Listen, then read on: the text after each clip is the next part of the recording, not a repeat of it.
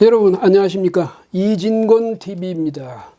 시사 논평 이심전심 오늘 이야기를 시작하겠습니다.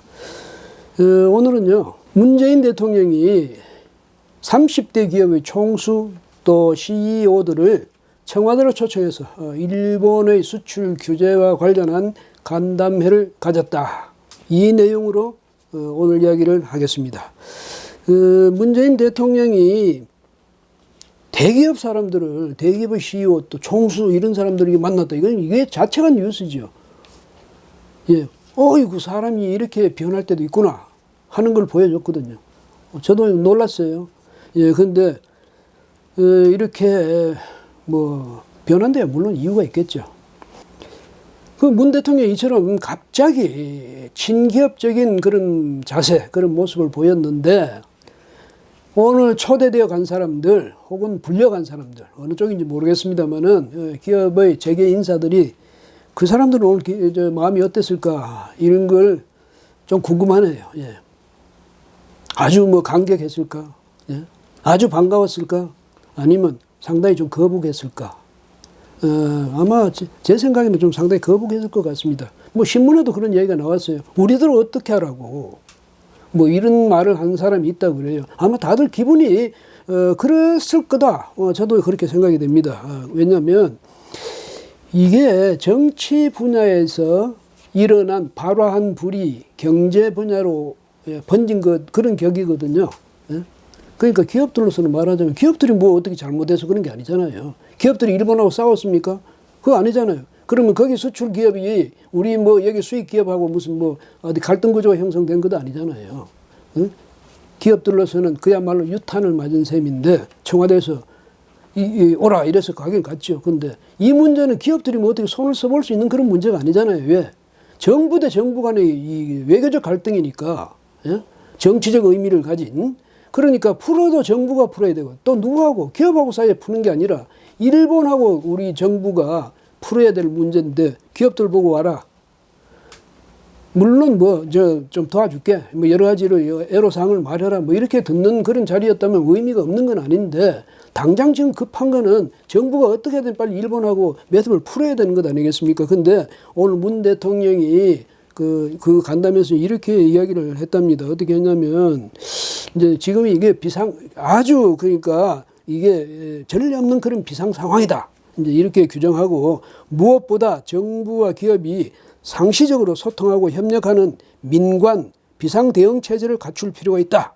이렇게 역설을 했답니다. 그리고 또 이제 주요 그룹 최고 경영자와 경제부총리, 청와대 정책실장이 상시 소통 체제를 구축하고 장차관급 범정부 지원 체제를 운영해서 단기적 대책과 근본적 대책을 함께 세우고 협력해 나가자. 이렇게 당부했답니다. 정부가 이렇게 적극적으로 기업들 지원하겠다니까 이건 반가운 얘기죠. 그런데 이런 말은 누구나 할 수 있죠. 단기적이고 단기적인 대책, 근본적인 대책. 근데 그거 어떻게 세우냐, 이게 중요하죠. 예. 문 대통령이요, 그러면서 단기 대책이라고 제시한 게 이런 것들입니다. 뭐냐면 수입선 다변화, 그 다음에 국내 생산 확대, 또 해외 원천 기술 도입.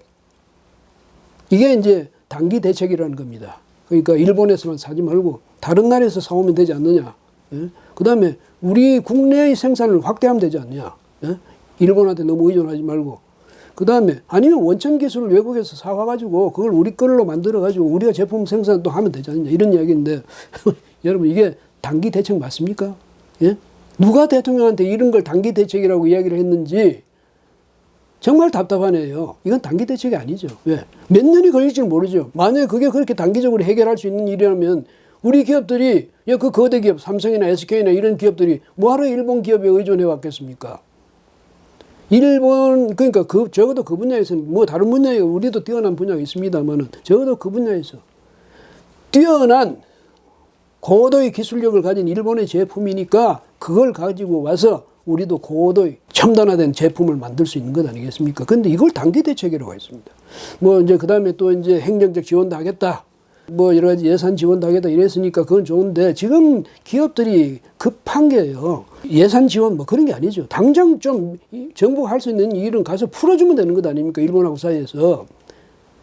기업들이 가서 풀 수 있는 게 아니죠. 아무리 뭐 삼성이고 SK고 그래도 그 사람들이 가서 어떻게 풀겠습니까? 이런 이제 고사 여러분 아실 겁니다. 철부지급이라고. 그러니까 이 수레바퀴, 이 바퀴 자국에 있는 고인 물에 있는 뭐 붕어, 그야말로 그 생명의 경각을 다투는 그런 상황이죠. 근데 장자 여러분 아시지 않습니까? 예, 이 장자가 어느 날 감하후, 위나라의 감하후라는 거 그 한자의 뜻을 미루어 보는데 아마 이제 하천을 관리하는 그런 뭐 관직이 아닌가 이런 생각이 듭니다. 예, 그 감하후한테 가서 나 지금 배가 고파서 이게 양식이 다 떨어져서 그러니까 쌀 조금만 빌려줘 양식을 양식을 조금만 빌려주면 내가 어떻게 하든지 이제 당장 이 고비를 넘겨야 되지 않겠나 이랬더니 감하후가 하는 말이 감하후는 장자가 얼마나 가난한지 잘 알거든요. 그래서 내가 조금 있으면 이제 내 그 영지에서 세금이 나와. 그 세금이 나오면 그때 자네한테 한 300금쯤 뭐 빌려줄 수 있지. 이렇게 얘기하는 말입니다. 예? 그러니까 장자가 화가 나서 이렇게 이야기하는 겁니다. 예? 내가 여기 오다가 보니까 누가 나를 불러. 그래서 봤더니 이 수레바퀴 자국에 거기 물이 고여있는데 거기 붕어가 있으면서 이 붕어가 나보고 이렇게 이야기를 해. 제발 저기 어디 가서 물 몇 잔만 좀 갖다가 부어주면 내가 목숨을 부지할 것 같다고 제발 좀 부탁하자 이러더라. 그래서 내가 그랬지. 나 지금 오나라하고 월나라 지금 왕들한테 유세하러 가는 중이거든. 거기 가서 유세 끝나고 그 다음에 이제 뭐 저 사례금 받아서 돌아올 때 이 서강의 물을 여기까지 끌어다 주겠네. 이러더랍니다. 그러니까 붕어는 그 자리에서 당장 죽을 지경인데 나중에 그 몇 달이 걸릴지 몇 년이 걸릴지 모르는 그 일을 하고 와서 그 서강에서부터 물길을 내가지고 여기까지 물을 끌어다 주겠다. 그렇게 그게 이제 철부지급이라는 그 옛 고사입니다. 사실 기업들이 할 수 있는 일은 아까도 말씀드렸습니다만 없어요. 기업이 이 상황에서 기업들이 무슨 일을 할 수 있겠습니까? 이 문제를 풀 수 있는 사람은 문재인 대통령과 그 외교 참모들이죠. 왜? 이제까지 일본하고 우리 사이에 맺혔던, 특히 일본 쪽에서 아마 맺힌 게 많은 것 같은데 그걸 풀어서 이 난국을 극복해 나가도록 할 수 있는 역량을 가지고 또 책임을 가진 측은 정부입니다. 예, 그래서 기업들한테 아무리 이렇게 이야기해봐야 뭐 기업들이 와서 그냥 대통령 듣기 좋은 말만 하는 것 아니겠습니까? 지난 7일에였죠. 그 홍남기 부총리, 경제부총리하고 또 김상조 청와대 정책실장이 아니라도 그 몇몇 재벌 총수들을 만났어요. 그래서 이제 이 문제 가지고 논의를 했는데 왜 그런 이미 또 10일 날 다시 대통령하고 만날 텐데 왜 자기들만 또 별도로 미리 앞서서 만났냐 생각해 보면 답이 나오죠. 거기서 이제 기업들의 뭐 현 상황 또 입장, 기업들의 애로사항 이런 걸 들어서 미리 대통령한테 가서 이야기를 해가지고 사전 지식을 갖도록 한다 이거 아니겠습니까? 그것뿐이었을까요? 어쩌면 이 사람들은 그 기업 총수들한테 그날 10일 날 대통령을 만나더라도 대통령 그 심기 흐려놓는 그런 말은 가능하지 말아달라 이런 부탁을 했을 개연성도 있죠. 뭐 제가 확인은 안 해봤지만 그런데 어쨌든 그런 모임이 지금 이 급한 판에 또 부총리 정책시장이 따로 만나고 또 대통령이 또 불러서 따로 만나고 그리고 그런 큰 행사에서 무슨 뭐 어떤 구체적인 이 대안이 나올 수 있겠습니까? 결국은 정부가 짜놓은 그대로 발표하는 거죠. 우리 앞으로 이렇게 하겠다. 그걸 누가 대통령이 연설을 하고 또 나중에 청와대가 이제 그런 걸 모아가지고 또 이제 구체적으로 해가지고 이 문건을 또 각 기업에 보내겠죠. 이거는 이런 격식을 지금 따지고 있을 때입니까? 그럴 시간이 없습니다. 그렇잖아요. 그런데 그런 식으로 이렇게 이제 일을 처리하는 거 보면 참 답답하기도 하고요. 그 미숙한 이 외교 역량 때문에 사실은 빚어진 문제다. 그러면 이건 정부가 그러니까 대통령이 오히려 기업들한테 이게 참 미안하다 이렇게 됐으니까 정부가 이 제대로 잘 대처하지 못해 생긴 일이니까 우리가 최대한 노력해가지고 이 난국을 넘어설 테니까 여러분들 조금만 참고 뭐 필요한 일이 있으면 우리가 돕겠다. 뭐 이렇게 이야기했으면 좋았을 텐데 그것도 청와대 불러가지고 사진 찍고 그렇게 할 게 아니라 개별 기업들한테 그렇게 연락을 하든지 대통령이 당장 급한데 좀 찾아가 본다든지 이렇게 했으면 훨씬 좋았지요. 그런데요. 이 상황에서 강경화 외교부 장관은 역시 명불허전 강 장관다운 행보를 보이고 있습니다. 예? 강 장관이 10일부터 6박 7일간의 일정으로 아프리카 3개국 순방에 나섰습니다. 예? 예, 에티오피아, 가나, 또 남아아프리카. 왜 갔냐고 했더니 아프리카 그쪽으로 외교의 지평을 넓히겠다는 겁니다. 그게 그렇게 급합니까 지금? 예, 이런 일이 있는데 그러니까 이제 왜 강 장관이 하필이면 이럴 때 아프리카 그 멀리 거기 뭐 특별히 이 문제를 해결하는데 전혀 도움이 될 것 같지도 않은 그런 지역에 왜 갔을까? 근데 여러 가지 이제 추측이 나올 것 아니겠습니까? 제가 추측해 볼까요? 첫째, 강 장관 철딱서니가 없다. 세상이 어떻게 돌아가는지도 모르고 자기 본래 계획됐던 대로 그냥 한 일정을 소화하겠다고 가는 거다. 이렇게 볼 수가 있고. 설마 그렇게 하겠습니까? 둘째, 정부 측에서 볼 때 대통령이나 뭐 이런 정책실장이나 또 부총리가 볼 때 강 장관이 있으나 마나 그 전혀 뭐 문제될 게 없어. 없어도 그만. 있어봐야 별 도움도 안 돼. 그러니까 알아서 하라고. 그래서 갔을 수가 있죠. 세 번째, 이건 좀 그래도 자존심을 세울 수 있는 겁니다. 뭐냐면 이 주무장관이 우리가 없더라도 우리 뭐 전혀 이런 데 대해서 뭐 일본의 그 수출 규제 우리 전혀 겁내지 않아. 그래서 뭐 강 장관 뭐 그런 거 하고 상관없이 그냥 저 여유롭게 해외 다니고 있어. 이렇게 일본한테 과시하는 거, 여유를 과시하는 거. 여러분 어느 쪽이라고 생각하십니까?